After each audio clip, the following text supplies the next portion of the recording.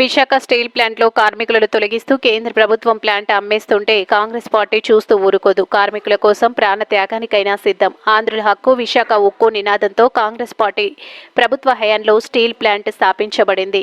Steel plant నిర్వీర్యం చేసి అదానికి అప్పగించాలని అనుకుంటున్నారు. అయినా కానీ రాష్ట్రంలో కూటమి ప్రభుత్వం చోద్యం చూస్తుంది. CM Chandrababu, deputy CM Pawan Kalyan కి ఇది న్యాయమా? ప్రధాని మోడీకి మీరు ఊడిగం చేస్తున్నారా? కార్మికులను తొలగిస్తుంటే ఎందుకు అడ్డుకోవడం లేదు? మోడీతో లాలూచి పడ్డారా? కుట్రలో భాగమయ్యారా? స్టీల్ ప్లాంట్ అమ్మేస్తుంటే కాంగ్రెస్ పార్టీ చూస్తూ ఊరుకునే ప్రసక్తే లేదని హెచ్చరిస్తున్నాం అంటూ ఆంధ్రప్రదేశ్ కాంగ్రెస్ పార్టీ అధ్యక్షురాలు వైఎస్ షర్మిలారెడ్డి తెలిపారు. 2000 మంది కార్మికుల ఉద్యోగాలను పీకేసినందుకు నిరసనగా మీ బాధలో పాలు పంచుకోవడానికి మీ తరపున నిరాహార దీక్ష చేయడానికి కాంగ్రెస్ పార్టీ అధ్యక్షురాలుగా మీ రాజశేఖర రెడ్డి బిడ్డ వచ్చింది. ఈరోజు రాజీవ్ గాంధీ గారి వర్ధంతి. రాజీవ్ గాంధీ గారు రాజశేఖర రెడ్డి గారికి చాలా ప్రియమైన నాయకుడు. అంత గొప్ప నాయకుడికి మనస్ఫూర్తిగా నివాళులు అర్పిస్తూ ఇక్కడ మీకోసం వచ్చిన నాకు, చేరి వచ్చిన ప్రతి అన్నకు, ప్రతి తమ్మునికి, ప్రతి అక్కకు, ప్రతి చెల్లికి మీ రాజశేఖర రెడ్డి బిడ్డ శిరస్సు వంటి చేతులు సాధించి మనస్ఫూర్తిగా నమస్కరించుకుంటాను. విశాఖపట్నం స్టీల్ గురించి నేను మీకు చెప్పనవసరం లేదు. ఇది కాంగ్రెస్ పార్టీ నిర్మించిన ప్రాజెక్ట్. కష్టాలు వస్తే కాంగ్రెస్ పార్టీ ఆదుకుంది. రాజశేఖర రెడ్డి గారు ముఖ్యమంత్రిగా ఉన్న రోజుల్లో కూడా 2000 కోట్ల రూపాయలు నష్టం వచ్చిందని ఆ రోజు కాంగ్రెస్ పార్టీ ఆదుకుంది. 3 మిలియన్ టన్ల ఉత్పత్తి నుంచి దాదాపు 7 మిలియన్ టన్ల ఉత్పత్తికి తీసుకువెళ్ళింది కాంగ్రెస్ పార్టీ. అదే రోజుల్లోనే ఎంతో మందికి ఉద్యోగాలు కల్పించడమే కాకుండా ఈ విశాఖపట్నం స్టీల్ కి ఒక క్యాప్టివ్ మైన్ ఉండాలి అని ఆ రోజు రాజశేఖర రెడ్డి గారు అనంతపురంలో ఒక మైన్ ఐడెంటిఫై చేసి కూడా ఒక ట్రైపార్టీ అగ్రిమెంట్ చేసి కానీ అమలు పరచకుండా చనిపోవడం జరిగింది. ఈ రోజు రాజశేఖర రెడ్డి గారే బ్రతికే ఉంటే ఈ విశాఖపట్నం స్టీల్ కి ఒక క్యాప్టివ్ మైన్ ఉండేది. కానీ ఆ తర్వాత రోజుల్లో మీరు చూసారు 2014 లాభాలలో నడిచింది ఈ విశాఖపట్నం స్టీల్. 2014 ప్రతి సంవత్సరం 1000 కోట్ల రూపాయలు లాభాలు కూడా ఇచ్చింది ఈ విశాఖపట్నం స్టీల్. కానీ 2014లో కాంగ్రెస్ పార్టీ అధికారం నుంచి దిగింది. బీజేపీ పార్టీ ఒక శనిలాగా దాపరించింది. ఆ తర్వాతే ఈ విశాఖపట్నం స్టీల్ కు కష్టాలన్నీ మొదలైంది. క్రమంగా ఒక్కొక్క ఆర్గన్ ని సైలెంట్ కిల్లింగ్ చేసి విశాఖపట్నం స్టీల్ మొత్తం ఊపిరి తీసేసి ఆ తర్వాత విశాఖపట్నం స్టీల్ వాళ్ళ బినామీలకు అదానికో జిందాల్కో అమ్మాలనే కుట్ర చేస్తుంది బీజేపీ పార్టీ. ఈ రోజు వరకు కూడా విశాఖపట్నం స్టీల్ మీద ఉన్న శ్రద్ధంతా బీజేపీ పార్టీకి ఈ భూముల మీద మాత్రమే ఉంది. ఒక కుక్కను చంపాలి అంటే అది ముందు ఒక పిచ్చి కుక్క అని ఒక ప్రచారం చేస్తే చాలు, అదంతకదే జనాలే దాన్ని చంపేస్తారు అన్నట్టుగా అదే ఫార్ములాని, సైలెంట్ కిల్లింగ్ ఫార్ములాని అమలు పరిచింది బీజేపీ. మెల్లగా క్రమంగా రా మెటీరియల్ కాస్ట్ ను పెంచుకుంటూ పోయింది. బొగ్గును కూడా అందుబాటులో లేకుండా చేసింది. ఆఖరికి గంగవరం పోర్టులో నుంచి ట్రాన్స్పోర్టేషన్ ఛార్జెస్ ను కూడా పెంచుకుంటూ పోయింది.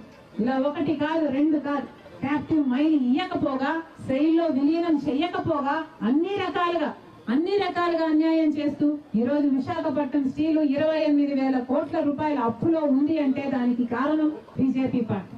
మళ్ళీ చెప్తున్నాం, కాంగ్రెస్ పార్టీ నిర్మించిన ఈ ప్రాజెక్టు ఎటువంటి పరిస్థితిలో ప్రైవేటైజ్ అవ్వడానికి కాంగ్రెస్ పార్టీ ఒప్పుకోదు. ఇటీవల అసలు ఒక రకంగా కాదు కదా, 2021లోనేమో ఒక ప్రకటన చేస్తారు, దీన్ని ప్రైవేటీకరణ చేస్తున్నాము అని చెప్తారు. ఆ తర్వాత నాయకులు వస్తారు, ప్రైవేటీకరణ చేయటం లేదు అని మంచి మాటలు చెప్తారు, మీ ఓట్లు ఉంచుకుంటారు. ఆ తర్వాత మళ్ళీ పార్లమెంటుకు వెళ్లి ఆ నిర్ణయం మారలేదు అంటారు. ఏది నిజము, ఏది అబద్ధం? ఇంకెన్ని మోసాలు చేస్తారు, ఇంకెన్ని రకాలుగా వీళ్ళ కడుపులు కొడతారు. మొన్నటికి మొన్న 11,000 కోట్ల రూపాయల ప్యాకేజీ విడుదల చేస్తున్నామని చెప్పారు. 8,000 కోట్ల రూపాయలు ఇచ్చారట.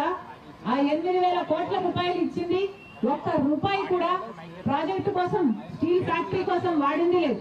ఒక్క రూపాయి కూడా ఉత్పత్తి పెంచుకోవడానికి కానీ, ఎక్స్పాన్షన్ కానీ, కార్మికుల జీతాలు ఇవ్వడానికి కానీ, వాళ్ళ వెల్ఫేర్ కానీ ఒక్క రూపాయి కూడా ఇచ్చింది లేదు. 11,000 కోట్ల రూపాయల్లో 8,000 కోట్ల రూపాయలు వచ్చిన అర్ధ గంటలోనే అప్పులు తీర్చడానికి వెళ్లిపోయింది. అంటే ఒక కేంద్ర సంస్థ నుంచి డబ్బు వచ్చింది, ఇంకో కేంద్ర సంస్థకు వెళ్లిపోయింది. మరి ఏం ఉద్ధరించినట్టు బీజేపీ పార్టీ?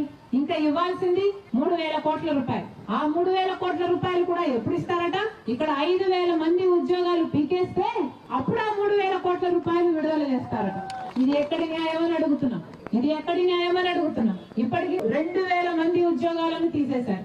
ఒకరు కాదు, ఇద్దరు కాదు, 100 కాదు, 200 కాదు, 2,000 మంది ఉద్యోగాలు అంటే వాళ్ళ కుటుంబాలు వాళ్ళ మీద ఆధారపడి ఉంటాయి. 10,000 మంది జీవితాలను ఎఫెక్ట్ చేసే డెసిషన్ ఎట్లా పడితే అట్లా, ఒక పద్ధతి లేదు, ఒక ప్రొసీజర్ లేదు, ఎందుకు తీస్తున్నారో చెప్పలేదు.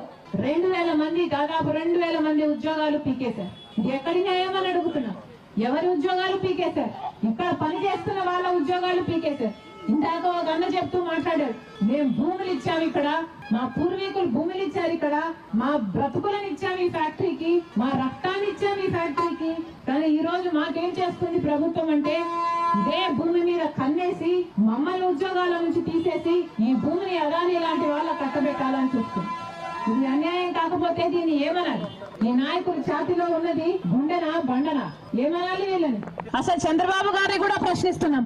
మీరు ఈ రోజు ముఖ్యమంత్రిగా ఉన్నారు, ముఖ్యమంత్రి స్థాయిలో ఉన్న వాళ్ళు ఒక సంస్థలో 2,000 మంది ఉద్యోగాలను తీసేస్తే కనీసం స్పందించాల్సిన అవసరం లేదా? జనసేన పార్టీ నాయకుడు పవన్ కళ్యాణ్ గారిని అడుగుతున్నాం, బీజేపీ పార్టీని అడుగుతున్నాం. ఇక్కడ వాళ్ళు మీరు ఓట్లేస్తే మీకు అధికారం వచ్చింది. అలాంటప్పుడు ఒక్కరైనా వచ్చి ఆదుకున్నారా? 2,000 మంది ఉద్యోగాలు పోతే ఒక్కరు కూడా ఎందుకు రాలేదని ప్రశ్నిస్తున్నాం. ఇదే కూటమి సర్కార్, ఇదే చంద్రబాబు గారు ఇచ్చిన మద్దతుతో ఈ రోజు బీజేపీ అధికారంలో ఉంది. అసలు చంద్రబాబు గారు మద్దతు ఇవ్వకపోతే బీజేపీకి అధికారం వచ్చేదే కాదు. అని ఈ రోజు బీజేపీ కేంద్రంలో అధికారం ఉంది అంటే దానికి కారణం మీరు వేసిన ఓట్లు.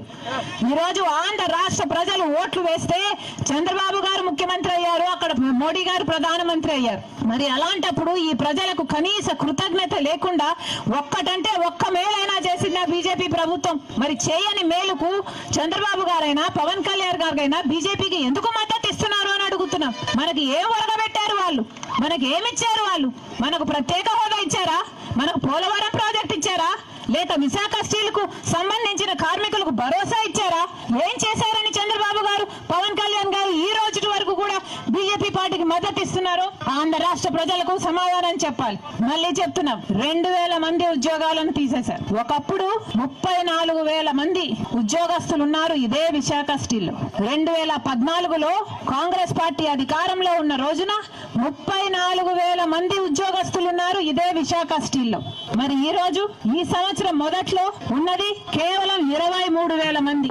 అంటే బీజేపీ అధికారంలోకి వచ్చిన వెంటనే 34,000 ఉద్యోగాలను కాస్త 23,000కు కుదించింది. అది సరిపోదన్నట్టు మొన్న 2,000 మంది ఉద్యోగాలను తీసేశారు, ఇంకో 3,000 మందిని తీసేస్తారట. పర్మనెంట్ ఉద్యోగస్తుల్లో కూడా బలవంతంగా బీఆర్ఎస్ ఇప్పించి ఇంకో 2,000 మందిని తీసేస్తారట. అంటే ఈ లెక్కన 34,000 మంది ఉద్యోగాలు ఉన్న ఈ సంస్థలో కనీసం సగం 16,000 మంది కూడా పని చేయకూడదు. ఇదే బీజేపీ అజెండాగా పెట్టుకుంది. కార్మికులను తగ్గిస్తే ఆ తర్వాత సంస్థను నిర్వీర్యం చేయొచ్చు, కొట్లాడే వాళ్ళు కూడా ఉండరు అన్నదే బీజేపీ పార్టీ కుట్ర చేస్తుందని కాంగ్రెస్ పార్టీ ఆరోపిస్తుంది. పక్కన హిందుస్థాన్ జింక్ ఏమైందన్నా? హిందుస్థాన్ జింక్ ఏమైంది? అప్పుడు కూడా ఆ రోజు కూడా బీజేపీ పార్టీ అధికారంలో ఉంది. హిందుస్థాన్ జింక్ ఏమో కేంద్ర సంస్థ, 8,000 మంది పనిచేశారు హిందుస్థాన్ జింక్ అనే కంపెనీలో. దాన్ని బీజేపీ పార్టీ వేదాంత అనే గ్రూప్ కి అమ్మేస్తే ఏం చేసింది? వేదాంత గ్రూప్ హిందుస్థాన్ జింక్ నడిపిందా? 8,000 ఉద్యోగాలను నిలిపిందా? మొత్తం 8,000 మందిని పీకేసింది. రియల్ ఎస్టేట్ వ్యాపారం చేసింది ఆ భూములతో. అదే చేయాలని చూస్తుంది బీజేపీ పార్టీ ఈ విశాఖ స్టీల్ లో కూడా. దీనికి ఒప్పుకునే ప్రశ్నే లేదు కాంగ్రెస్ పార్టీ. మళ్ళీ చెప్తున్నాం, కాంగ్రెస్ పార్టీ చంద్రబాబు గారిని, మోడీ గారిని డిమాండ్ చేస్తుంది, 2,000 మందిని ఎవరినైతే ఉద్యోగాల నుంచి తీసేశారో ఆ కారణంగా వాళ్ళని వెంటనే విధుల్లోకి తీసుకోవాలి. తీసేస్తాము అని బెదిరిస్తున్న ఇంకో 3,000 మందిని ఉద్యోగాలను కూడా ముట్టుకునే అవకాశమే లేకుండా అసలు మొత్తం ఎంతమంది ఉద్యోగస్తులుంటే అంతమందికి ఉద్యోగ భద్రత కల్పించాల్సిన బాధ్యత కేంద్ర ప్రభుత్వానికి, రాష్ట్ర ప్రభుత్వానికి ఉంది అని కాంగ్రెస్ పార్టీ డిమాండ్ చేస్తుంది.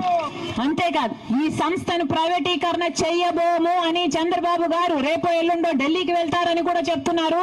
ఈ సంస్థ ప్రైవేటీకరణ చేయబోము అని కేంద్రంతో చెప్పించాలి అని కూడా కాంగ్రెస్ పార్టీ డిమాండ్ చేస్తుంది. విశాఖ స్టీల్ కు క్యాప్టివ్ మైన్స్ ఇప్పించాలి, ఇప్పించిన తర్వాత సెయిల్ లో కూడా విలీనం చేయాలి అని కాంగ్రెస్ పార్టీ డిమాండ్ చేస్తుంది. రాజశేఖర్ రెడ్డి బిడ్డ మళ్ళీ చెప్తుంది, ఇక్కడ నిరాహార దీక్షకు కూర్చుంది ఈ 2,000 మంది ఉద్యోగాలను మళ్ళీ భర్తీ చేయించడానికే. ఈ డిమాండ్ మీట్ అయ్యేంత వరకు రాజశేఖర్ రెడ్డి బిడ్డ ఇక్కడి నుంచి కదిలే ప్రసక్తే లేదు.